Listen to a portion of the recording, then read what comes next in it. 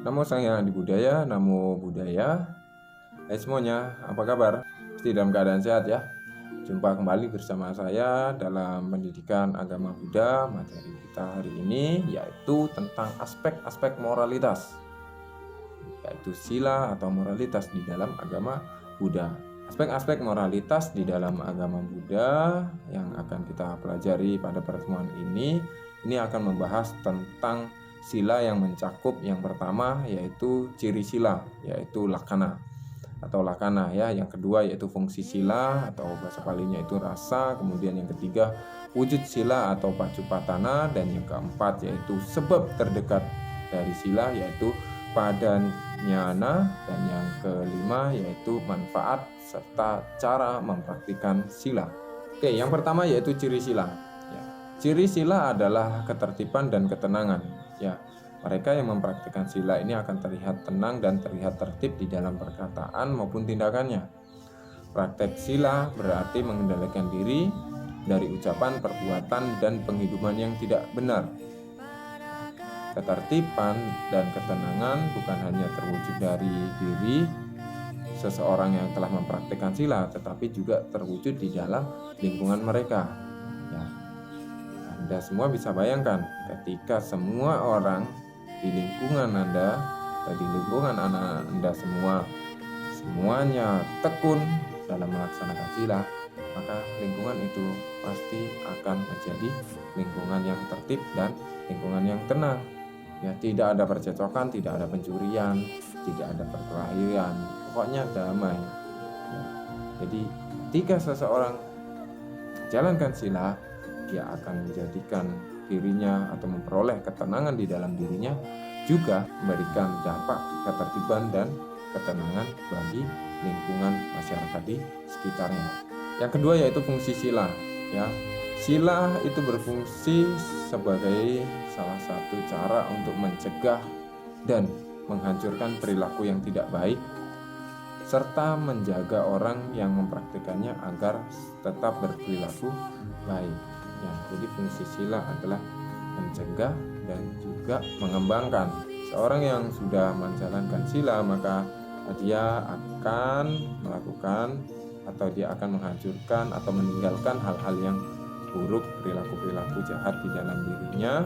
Dan kemudian setelah dia mengetahui bahwasanya dengan melakukan itu atau dengan meninggalkan kejahatan itu membawa kebaikan bagi dirinya dan orang lain atau makhluk lain, maka dia akan mengembangkan dari sila yang telah dijalaninya.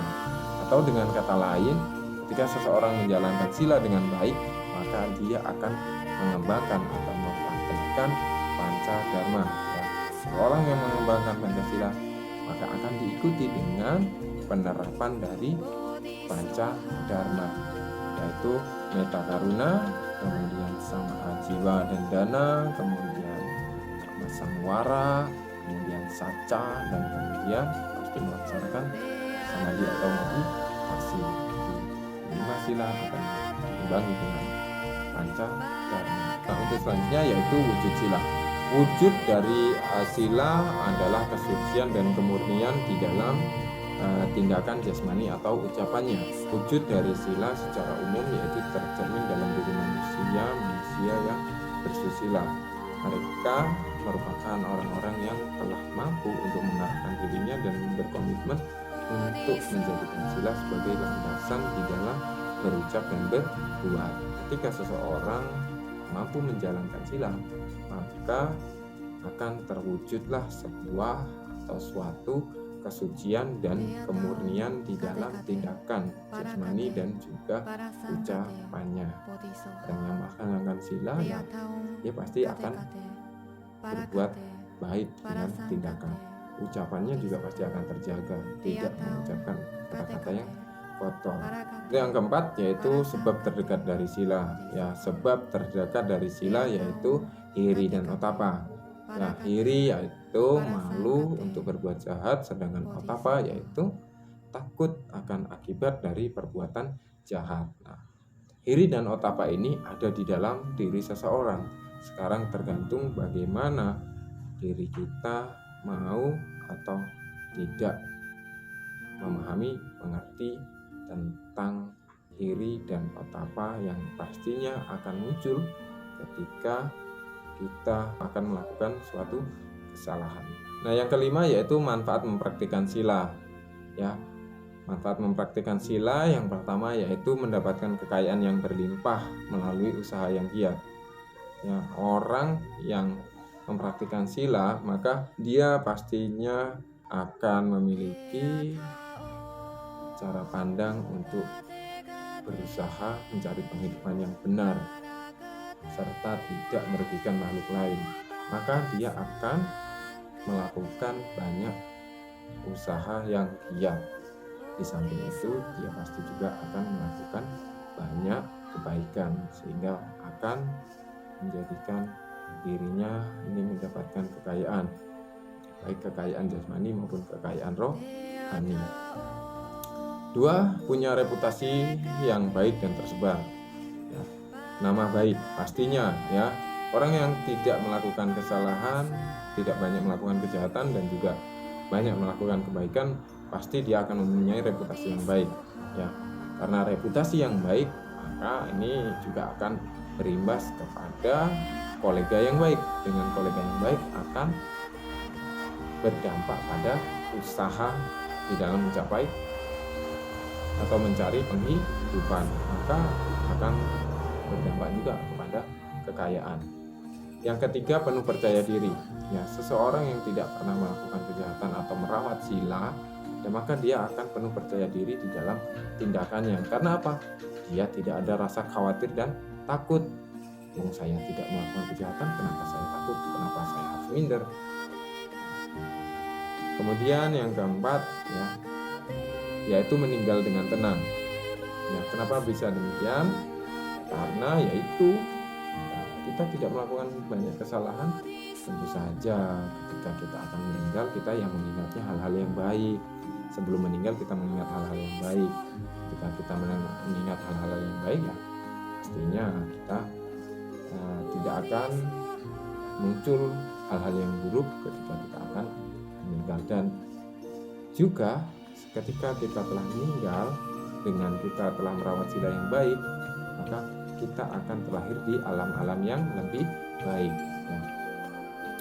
Di dalam Aradhana Tisarana dan Pancasila, seorang biku di akhir dari tuntunannya mengatakan silena sugating yanti silena buka sempadan silena ibuting yanti tasma silang wisodaye.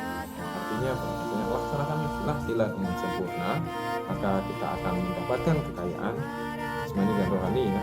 Kemudian meninggal akan terlahir di alam yang bahagia dan telah mencapai nibbana.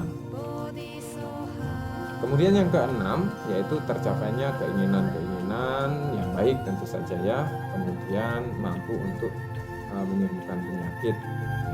Contoh menyembuhkan penyakit ini, kenapa sih sila dikatakan menyembuhkan penyakit? Ada satu kisah di mana Sariputra begitu sakit, kemudian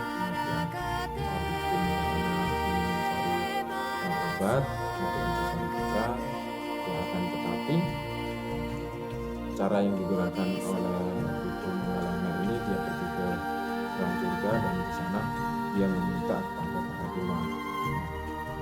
Pada saat itu Biku Sariputra mengetahui bahwasanya beberapa dewa itu tidak secara sukarela atau secara ikhlas memberikan kepada Biku Mangalana.